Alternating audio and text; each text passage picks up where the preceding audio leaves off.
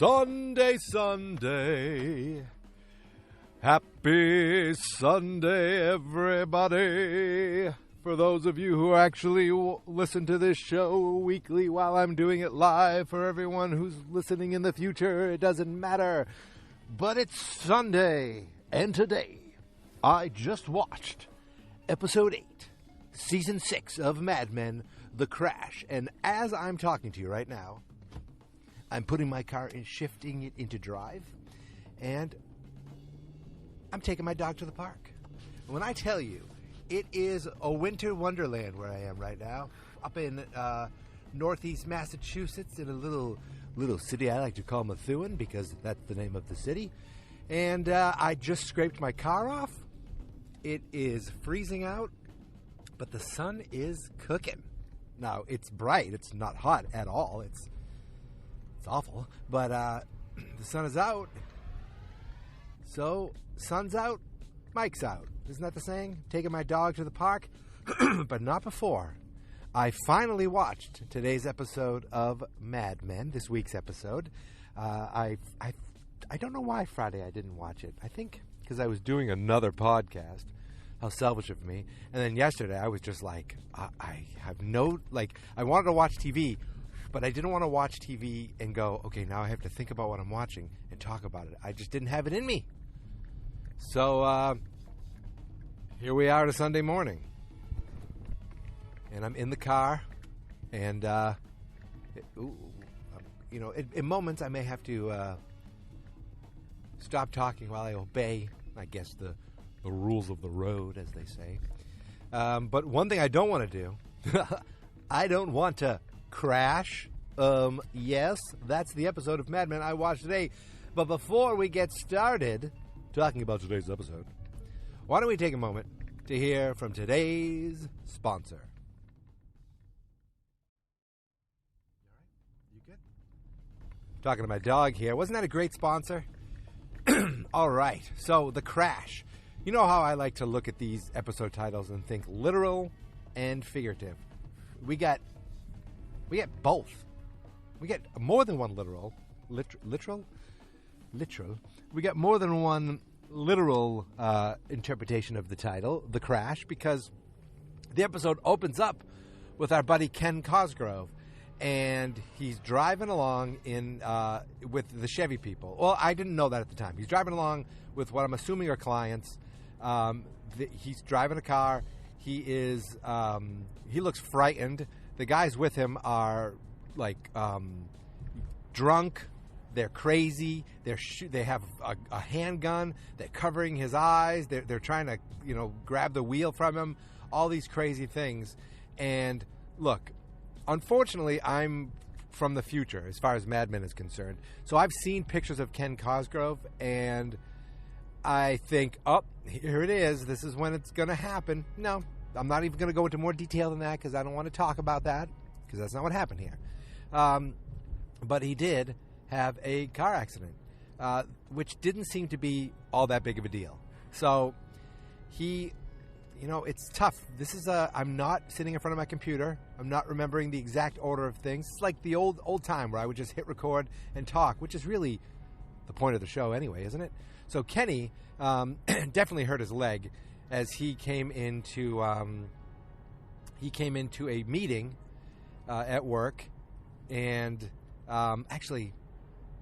where am I? So I'm all over the place. I apologize, but he goes to a meeting at work, and he's like, you could see that they are Ted. It's Ted, Harry Hamlin, who I'll never remember his name. Roger's in there, and Dawn.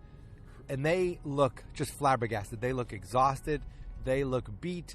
They look like at their wits' end because Chevy is just really being dicks to them. Like, they are so demanding and so, they're not accommodating in any way. They call the shots. They pay the money. They don't like certain ideas. They don't like what they've been handed so far. So it's like everything that they've been doing for them, it just hasn't been enough. They've been running them ragged. My hand not the hand holding the recorder, but the hand holding the steering wheel is so cold right now, like to the point where it's not even safe for me to be driving and talking, like driving while podcasting. I'm not sure if that is a crime yet, but if it becomes a crime one day, it's going to be because of moments like this. So the thing is like Ken comes in, he's limping, he's on a cane, and they're yelling about Chevy, and he's like, they don't care, they're using me ragged, they need something, they don't like any of these ideas, they want all these demands, all these things. And Harry Hamlin's like, and he's like, doesn't anyone care? I almost died in a car accident. And no one seemed to care. And Harry Hamlin's like, I got a doctor. We'll bring him in. He'll fix you up. And Don was all coughing and stuff. He's like, I'll fix you up too. And I thought that was a throwaway line. I thought, I have a doctor. I thought maybe it would be the surgeon guy. I don't know. Somehow there'd be a connection there. Speaking to him, Don gets a phone call from Dr.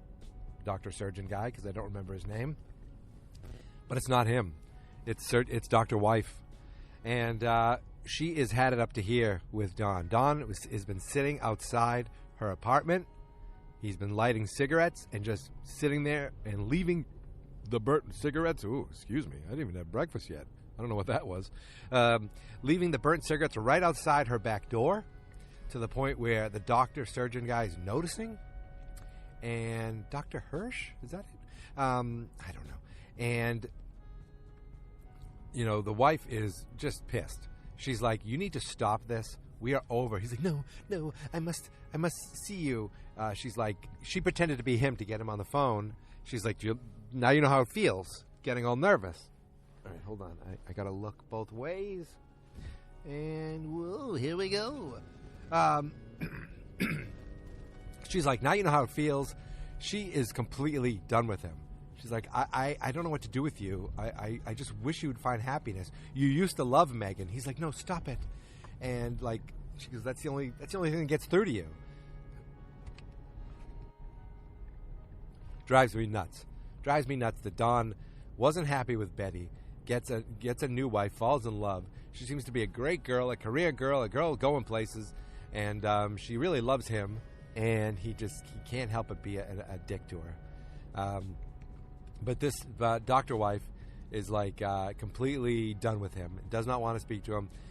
She's like, don't make me hang up on you, but then she does hang up on him, and Don takes his phone, he smashes it against his bar crate, trolley, whatever they call those things, bar cart, and because every office has a bar cart. And Don, his secretary's like, Mr. Draper, should I come in there? He's like, no, I'll be out in a couple hours. Got to take a nap. She comes in a couple hours later. She's like, you need to, they need to see you upstairs, and go upstairs. And believe me, I apologize already if I'm out of order, but I'm going to tell it like I remember it.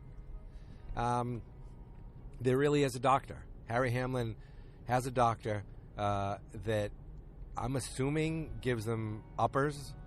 He's like, I'm giving you a vitamin shot, and there's some proprietary stuff in there, energy boost. I'm like, this is the 60s. Some dude is coming into his office and just shooting the guys, injecting the guys in their asses with God knows what, like B12 and energy serum. I think is like, what? So I'm like, is there coke in there? I don't know what's going on, but Don is like, well, all right, I guess, doesn't have any problem taking the injection, because but really what it does is it screws everything up. Now, I like to go from character to character a lot of the time and talk about each character's story, and it's a lot of Don, a little Peggy, mostly Don, and I guess, yeah. I don't know. So during that meeting earlier in the day, Ted gets a phone call, and it's the secretary's like, there's another. It's Nan about that other matter. Basically what happens is the G and CGC the guy who I feel like we met only after he was sick. Maybe we met before, I don't remember. But he's dead. He died. And we get some weird time jumps in this episode because it seems like Don goes in the other room, or he stands still for a moment, and then all of a sudden they came back from the funeral. And it seemed like nobody cared about this guy dying as much as Ted did. Peggy went to the funeral with him because, I think she cares about Ted. And she also was like, but I can still get all my Chevy work done. And Harry Hamlin's like, okay, that's good. Harry didn't seem to care at all about it. He's like, yeah, it's a real shame. Real tragedy, he said. Something really just like throwaway line. That's when they were getting the injections. And then later, some of the creative guys, I don't know what their names are, Goofus and Gallant, I'll call them. They're from CGC. They were like, they were almost happy. They seemed like, good. They didn't like him. They called him a bastard or whatever. And they're like, Peggy, you agree? And Peggy was just like, okay, we got to get back to work. I feel like maybe I was shot with one of these injection shots too, because I'm trying to remember all this stuff, and it's all gumbled isn't even a word. It's two brothers who do sportscasting and newscasting. Gumbled. That was a new one. But it's all scrambled together. That's the word I'm looking for. Excuse me. We do get a little Betty Draper, and it seems like I don't even know when did this happen that the black hair is just gone. She's blonde haired now, and she's completely back to her old figure. I'm not trying to body shame anybody, but she's back to being thin. She's back to being old Betty that she was in the past. Maybe it's because Henry's running for office. We did get a little Henry, which was always good to see. Not that I love the guy, but I love the guy's voice.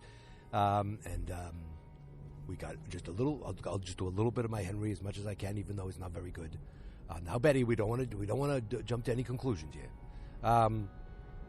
But they're all dropping Dawn off at the. They're dropping the kids off at Dad's, which ends up being a little weird and confusing. And then, oops, something bad happened. Because I was like, what the hell is going on here? We'll get there. We'll get there. This episode was I feel like not a lot happened. There wasn't a giant amount of story-driven moments. Maybe I'm wrong, but it felt more like just a slice of life and a lot of character stuff, mostly for Dawn, because we got the flashback of young Dawn. Young Dawn is in the whorehouse. Young Dawn is sick. He's sick here, and he's sick in the whorehouse, so he's reminded of that, the brothel, whatever you want to call it. And one of the professionals at the brothel, the workers, Amy, who's just Amy, who likes her name sounding a little fancier, ends up being friendly to him, helping take care of him, and then basically raping him and taking his virginity from him. And she ends up getting kicked out of the brothel, and somehow it came up that she said, I took the boy's cherry, and then that got him a good beating from his guardian. It's not his mother, it's that woman that beat him up good. So we got you kind of see some of the reasons why Don Draper is broken in ways. It was weird, and at one point he took a shot already, and the shot screwed him up big time. He was overly thinking of I gotta stay in the lane. He was overthinking things. He was looking up for old oatmeal and soup campaigns that Peggy had no idea what they were talking about. And I realized there was no old soup campaign. The soup campaign was the prostitute giving him soup to make him feel better. It was all kind of going back to that. Then he saw the oatmeal campaign, and the woman in the drawing had a little mole, and that reminded him of the brothel as well. So I feel like the whole soup campaign and all the ideas that he had were completely garbage, and it was just this shot totally screwed him up, and screwed up a lot of things. Well, it got Stan just completely hyped up and high as a kite. he's running around. He wants to arm wrestle everybody. He wants to sleep with Peggy. They have a nice moment where they, he's like trying to take no for an answer. That's not a great moment. But he wasn't aggressive about it. He wasn't a jerk about it. He was just trying. And she's a strong girl. She's a strong woman. So she was like, come on, enough here. But he talks about how he lost his cousin, 20 years old in Vietnam. And she's like, look, you got to just fight through the pain. Drugs and sex are not going to get you through this. And he's like, you have a great ass. She's like, thank you. You could see that there is a real relationship between them where he could say these things that aren't like they're not as complimentary as he thinks they are, but at the same time she's okay with it because they go back for a while now. I like that at some point they're all like throwing pens at Stan because they because they're all high except Ginsberg. He's the only one who didn't take drugs. He's still trying to work. He's like Don is like, I have great ideas. I've got it. He had nothing. That's the whole thing with, like, it was almost like he was the philosophy of life. He wasn't even working about Chevy. It was just like a whole lot of nothing. He typed up a bunch of stuff. It was nothing. It seemed like, but he said, they got to get me in the room. Oh, he said this to Ken at one point because Ken took the shot. He said his foot felt better. And Don says to him, you got to get me in the room. You got to get me with him. It's the timbre of my voice. And Don and Ted and Ken just starts dancing for him. Like, I'll do whatever I can. I'll do whatever you want me to do because that's my job. I'm their toy. I'm their dancing toy. And does a little tap dance. And all Don said was, how'd you learn that? He's like, my wife. Wait, no, my girlfriend, my first girlfriend. I forget. He couldn't even remember exactly how he learned how to tap dance. But it was a fun little moment of him just being like, I'm this tap dancing fool who almost has to die in a car accident, gets shot at because they get shot near so that it startles me while we're hunting, so everyone thinks it's funny, and just keep dancing because that's what they need me to do. I'm the dancing fool, the dancing mule, and I guess that's the job. He keeps going back and forth to Detroit, having to deal with these people head on, and it seems like it's wearing on him, as you can see him physically, on a cane. His ear bothering him. It's getting to him, but he keeps doing it. I like at one moment they're talking about different. They're just throwing out hundreds of mottos, for the dad and the son of getting a car, and they're like, who in their right mind gets a car as a gift? And at that moment, Pete walks by. I think it was Ginsberg who says he does. His family's like his.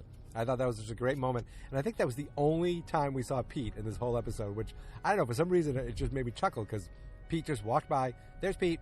Other episodes, he's a major player. And this one, he's like, huh, what? I'm going home, everybody. I'm going home. Have a good weekend. I just thought that was kind of funny. Peggy, you could see she was interested in Stan, but she's like, I have a boyfriend, and she didn't go for it. She had that nice moment talking to him, and Don at one point is walking down the stairs. He's high on this weird cocktail of a shot. He looks into Ted's room and sees Ted and Peggy. They're like consoling each other. Peggy is has her just they're talking. They seem too close for Don's liking. It seemed like Don didn't appreciate it because I feel like maybe he thinks Peggy is his protege, not Ted's protege. But then he looks at Ted's secretary and he's like, "Do we know each other?" She's like, "Have we met? I think so." No, from something before this. She's like, "No, I don't think so." I think this woman also reminded him of the prostitute the prostitute with a heart of gold that took him in, gave him soup, took care of him, raped him, and then got kicked out. That classic story of love.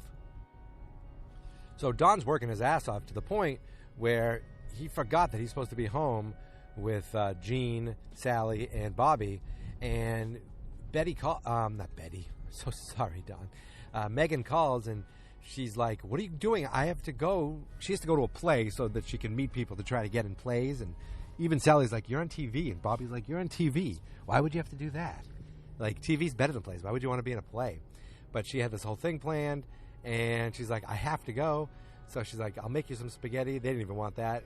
And Sally, you're gonna make some money, some boots. You're gonna earn some boots to go along with that skirt. Back earlier in the episode,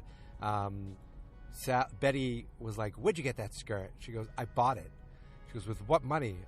What did Megan buy it for you? She's like, "I bought it with my own money." She earned money from babysitting. She's like, you're too young to be babysitting. You shouldn't be left alone. I don't know. Betty did not like it. Obviously, Betty doesn't like anything Megan does. And it comes back to bite Megan and Don in the butt because Megan's like, "I have to leave you guys alone. You'll be fine. I'm going to go, take care of... I have to go to this play, and your dad's going to keep working." Because Chevy seems to be the only thing that matters.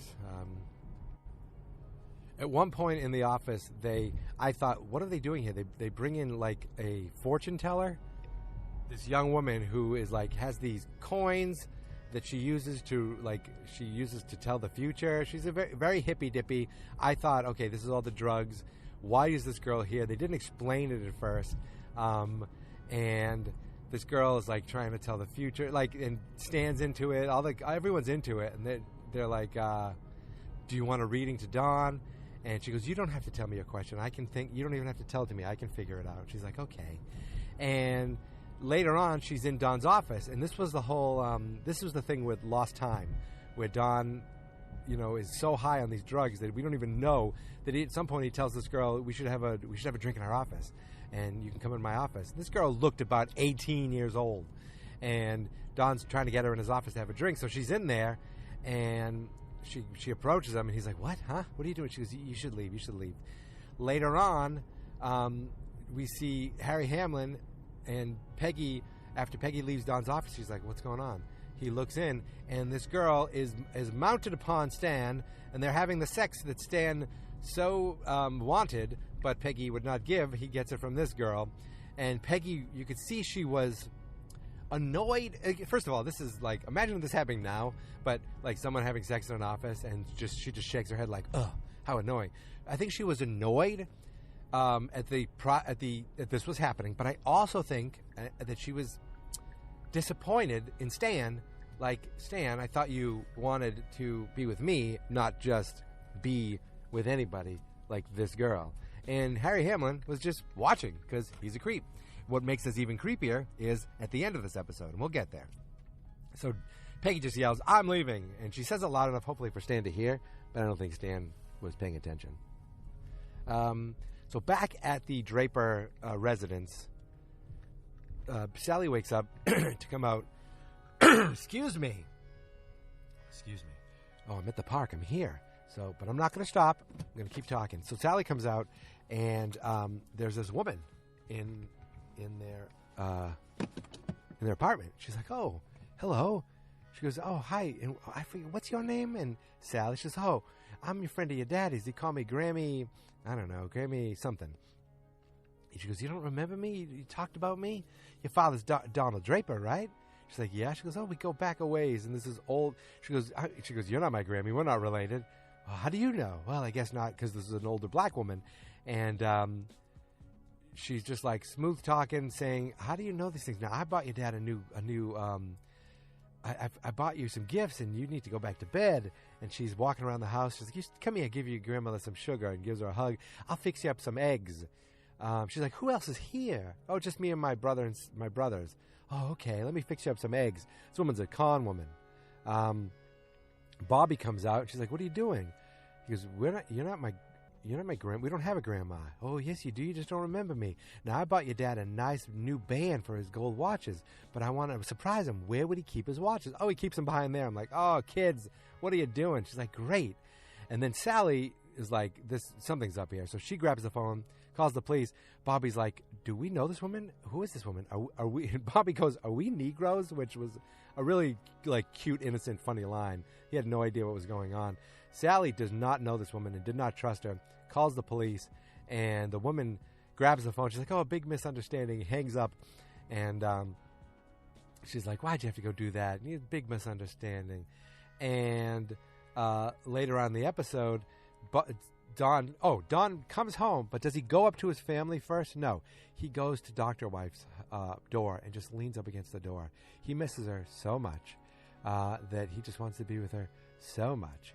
And he goes to, then he finally goes to his apartment, and he's just talking to himself about how he can win this woman back. Opens the door, and Henry's there, Betty's there, Megan's there, the kids are there, and the police are there because they were robbed. This woman's a con woman. She's been using all these different, like she's been going from house to house, apartments, breaking in and con the kids, and stole a bunch of stuff from them, robbed them blind. She said, but they caught her and they have to come down and ID their stuff, so they're probably going to get their stuff back. But Betty's like, this city, and it's your fault, Megan. And Megan apologizes, and she goes, you leave them alone in this city, this filth. And Henry's like, now's not the time. She's like, Henry's running for office. Like, I don't even know what that meant. But Henry's like, now's not the time to have these. Now's not the time for this. Excuse me. Now's not the time for this conversation. Oh, I don't. All of a sudden, I have a really thick, like, New York accent. It's not that New Yorky. Okay, I haven't done Henry in a while. But you could see that Megan was upset. Sally, I think, was just annoyed. Betty was more upset, and Don was just like, collapse, and he crashes. He crashes. See, there's the crash of the car, and there's the crash of everything hitting Don in the face, but there's also the crash of, like, the drugs coming down from the high and crashing. And he just goes back to bed. Finally goes to bed, and he is just out. The next day, we just see him, boom. Actually, do they even say anything? Megan says, I can't blame you. I would have fainted too. I almost fainted too. I was so upset. She doesn't know that Don has a shot in his ass, and he's been, like, running himself ragged. Next day, Don Draper looks great, showered, perfect hair, gets in the elevator. Who gets in but Dr. Wife? Dr. Wife gets in the elevator, and they don't say, he's like, good morning. Nothing. Then he leaves and walks out, and she just kind of looks like, oh, Donnie boy. But Don's not having that anymore. Goes back into the office, and Ted's like, what is this gibberish? I leave for a moment, for a minute, for a weekend to have a funeral, and this stuff doesn't even make sense. You spelled Chevy wrong in so many places here. So as it turns out, the drunkenness, the drugs, all it did was fuel a bunch of creative nonsense. I don't know if they got anything out of it, but Don's like, listen, I'm going to continue doing the directing the creative on Chevy, but that's it. And he's like, what are you talking about? And I forget why he said this. It was almost like he can't do the work himself, but he's going to direct the creatives who do because it's running him ragged. I forget. And he's like, what is happening here? And he just, before that, he gets a phone call, and Sally's like, I'm really, he's like, everything okay? She goes, I'm sorry, Dad. I wanted to apologize. He's like, you did nothing wrong. I left the door unlocked. There's nothing on you. You did everything right. I'm sorry that you had to go through that. She's like, well, she tricked me. She said she knew you, and I realized I don't know anything about you. And I was like, oh, what a gutting line. He's like, you didn't do anything wrong. Everything's fine. And that's it. He just kind of pushed that off and blew that off. And the episode ended with him walking away from Ted's office back into his office. So I think he's done running himself ragged for Chevy. He's just going to do what he needs to do to get it done, but not overdo it, I think. And Ted was just like, I go for a minute, and what the hell is going on here? And that's how the episode ends. So not much Roger, a couple of Roger lines, very little Pete. Don going through a lot. That injection really did a number on him. Remember when he did the gas, when he had the gas with the dentist, that kind of screwed him up too. A lot of thoughts of the past. Made him think of, the Amy who took care of him.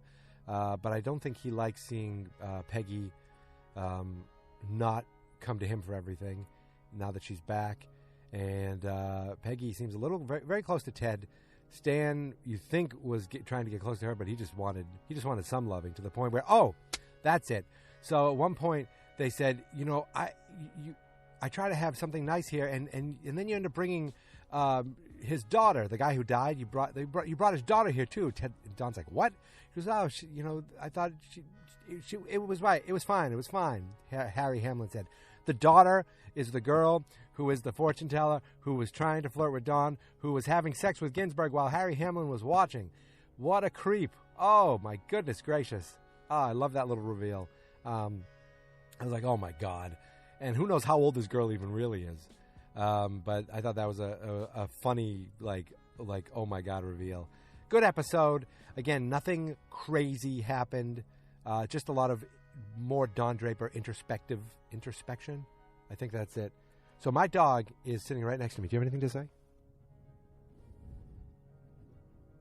No? Mm-hmm.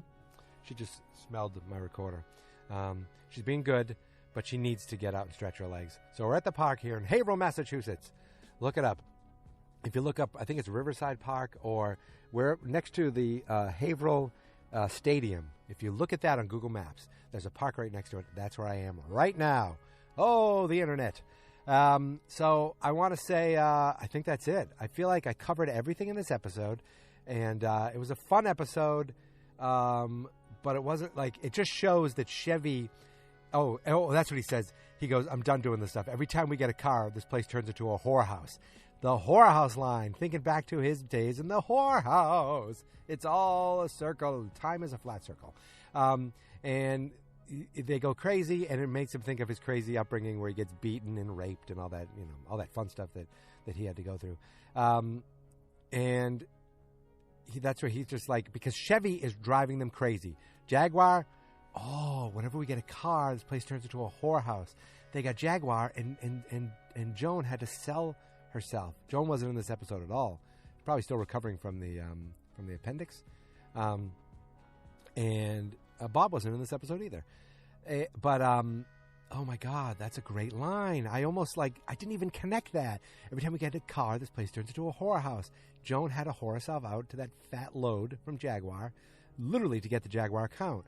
And with Chevy, they're running themselves so ragged that they're taking drugs, and going crazy, and sleeping with former colleagues' daughters. Well, not Don. Thank God Don didn't do that. He's done enough. He still pines for Dr. Wife really, really bad. He hasn't gotten over that yet, I think. I mean, he seemed pretty over it in the elevator, but he was at that door the night before just listening like a creep. I thought the doctor was going to end up behind him, but he was already in the apartment. So it was a good episode, actually. The more I think about it, that one line at the end was like, oh my God, that, and I just thought of it now. I can't believe it. I didn't make the connection at the time. See, I can think. When I'm not staring at a screen, sometimes it just gives me time to think. But you know what I'm also going to think? I'm going to think, and I'm going to thank. I'm going to think it's time to go, and I want to thank you. Now, I've been coughing, and I want to drink my coffee, so I have a feeling I'm not going to be able to keep this voice up very longer. But for my colleague Hagen, my little beagle, hey girl, maybe I'll post a picture on the Twitter. You can find me on Twitter at MadeManPod. Maybe you'll find a picture of my beagle Hagen there, who's yawning right now because she's tired of me talking. You can find me on Instagram and Twitter, also at Geek Mentality. That's my personal nerdy account where I post all kinds of nerdy things and other podcasts and anything that is Fans Not Experts you can find there. The website is fansnotexperts.com. I lost the voice. And again, the Twitter is at MadeManPod. I'm also doing another podcast, which is the reason that probably this episode didn't come out Friday. It's called The Mandalorian Man. See, there's a theme, The Man. And it's about the Disney Plus show, The Mandalorian, which is a Star Wars show, which I'm really into. That one's fun because I'm going through the episodes the same time everyone else is. So with this show, a lot of you have already seen the series. That one, we're all going through it together. So if you have Disney Plus and are interested in Star Wars, check out the podcast, fansnotexperts.com. I'm going to go back into the voice now, and if I lose it, it is what it is. But my feet are cold. My car has been running. I need to get out and walk. So I want to thank you for coming along with me on this journey as I strive to become a made man.